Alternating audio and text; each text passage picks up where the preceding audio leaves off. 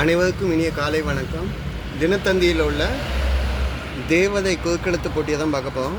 124வது edition 12/7/2026 சென்ற வாரம் பரிசு பெற்றவர்கள் விபரம் இதில் இருக்குதுங்க. இதில் உங்கள் நேம் இருந்ததுன்னா வாழ்த்துக்கள், இல்லைனாலும் ட்ரை பண்ணுங்கள். வீடியோ பாஸ் பண்ணி வச்சுட்டு உங்கள் நேம் இருக்கான்னு ட்ரை பண்ணி பாருங்கள். சரிங்களா? வாங்க சால்வ் பண்ண ஆரம்பிக்கலாம். இந்த வாரத்துக்குள்ளே பதிலுக்கு சரிங்களா? 1 by 1 சால்வ் பண்ணலாம். இளங்கோவடிகள் இயற்றிய காப்பியம் 50 காப்பியமில் இளங்கோவடிகள் இயற்றிய காப்பியம் அப்படின்னா சிலப்பதிகாரம் சொல்லலாம். 8 எழுத்து கேட்டிருக்காங்க. பதில் என்ன?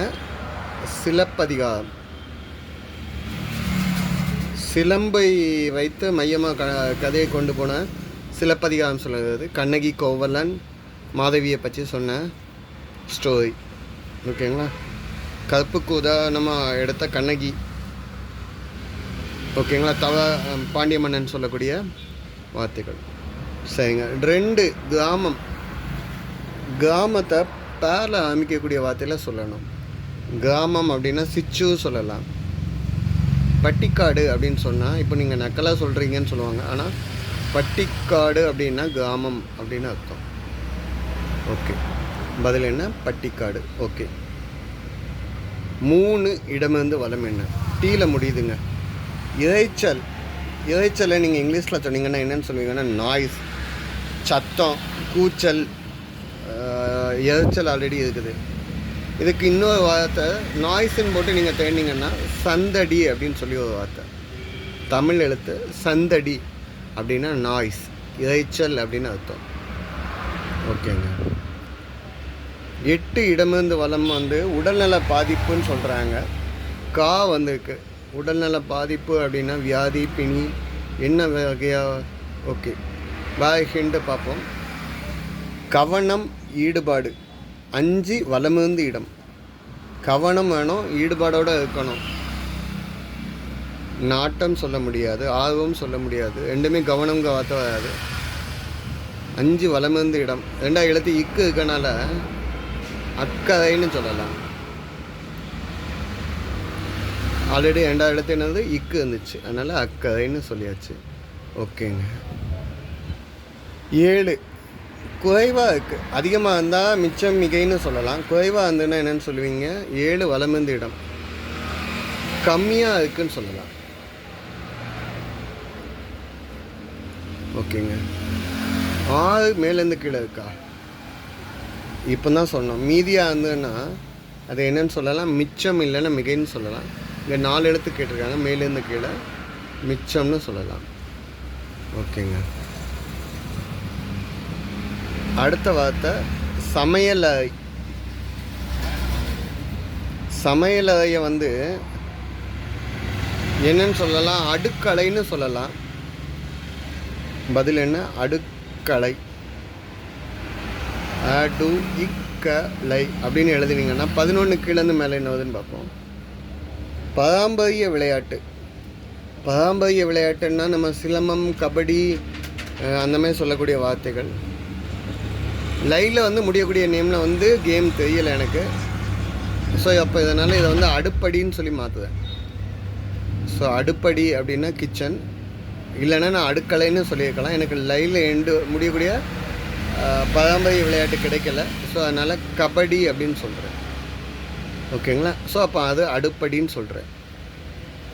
அடுப்படின்னா அடுப்பாங்க, கிச்சன். அடுக்கலை அப்படிங்கிறது ரொம்ப சரியாக உள்ள வார்த்தை. ஓகேங்க. மீதி இருக்காது. மேலேருந்து கீழே பொருள்கள் விற்கும் இடம். பொருள்கள் எங்கே விற்பாங்க அப்படின்னா மார்க்கெட். 9 மேலேருந்து கீழே. 9வது கேள்வி எங்கே இருக்குது? இங்கே இருக்கு. மார்க்கெட் அப்படின்னா சந்தை அப்படின்னு சொல்லலாம். பஜார்னு சொல்லலாம். இங்கே சந்தை எழுதுறேன். ஓகேங்களா?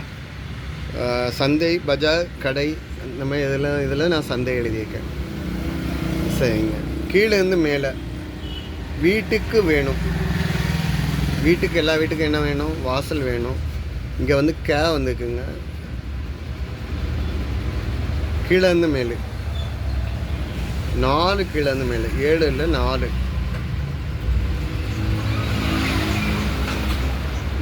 4 கீழேருந்து மேலே. ஆல்ரெடி இருக்கு, இருக்கு. ஸோ கதவு. ஓகேங்களா? ஓகே. அடுத்து கொட்டகை. கொட்டகை அப்படின்னா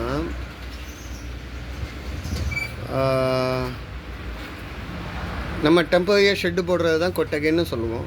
இதை 4 எழுத்தில் கேட்டிருக்காங்க. இந்த 4 எழுத்துக்கு நம்ம என்னெல்லாம் ஆன்சர் எழுதலாம் அப்படின்னு கேட்டிங்கன்னா, தொழுவம் எழுதலாம், அதுக்கப்புறம் கொட்டில் எழுதலாம். சரிங்களா? ஆனால் எனக்கு தொழுவம் இல்லைன்னா கொட்டில் இல்லைன்னா பந்தல் எழுதலாம். நான் இதுக்கு 2 ஆன்சர் கொடுக்கேன். பந்தல் எழுதலாம், இல்லைன்னா என்னென்னு எழுதலாம், கொட்டில், கொட்டகை, கொட்டில்னு எழுதலாம். சரிங்களா? 2 ஆன்சர் எழுதலாம். Temporary shed. கடைசி 8 இடமிருந்து வளம் என்னன்னு பார்க்கலான்னா, உடல்நல பாதிப்பை ஸோ உடல்நிலை பாதிப்புக்கு கா இருக்குங்க, இல்லுக்கு. அப்போ காய்ச்சல் அப்படின்னு எழுதலாம். காய்ச்சல் அடிச்சுன்னா உடம்பு சரியில்லாமல் இருக்கிறது அப்படின்னு சொல்லலாம். எல்லாமே சால்வ் பண்ணி முடிச்சிட்டிங்களா அப்படின்னு கேட்டால், ஆமாங்க, எல்லாமே சால்வ் பண்ணிட்டேன். இளவங்களுடைய சிலப்பதிகாரம், சந்தடி, காய்ச்சல், அக்கறை, அதுக்கப்புறம் என்னென்னு எழுதணும், குறைவுக்கு கம்மி, அடுப்படி, பட்டிக்காடு, மிச்சம், சந்தை, வீட்டுக்கு வேண்டும் கதவு, கபடி, கொட்டகை, கொட்டில், இல்லைன்னா பந்தல். ஸோ இதுதான் இந்த வாரத்துக்குள்ள பதில்கள்.